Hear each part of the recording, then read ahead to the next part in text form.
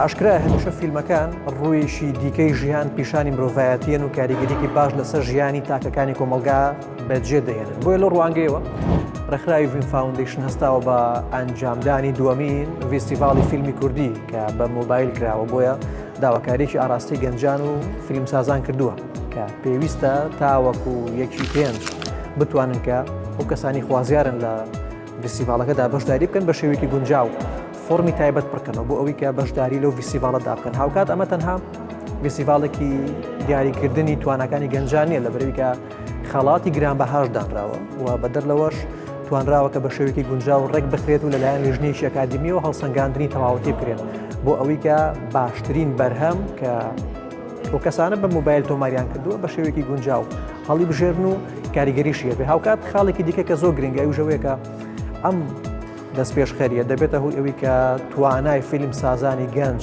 لە هەرێمی کوردستان بە شێوەیەکی سەرکەوتوو گونجاو زیاد بکات. ئەمەش کاریگەریەکی باشی دەبێت لەسەر کوالیستی بەرهەمهێنانی فیلم لە هەرێمی کوردستان و شارەکانی هەرێمی کوردستاندا.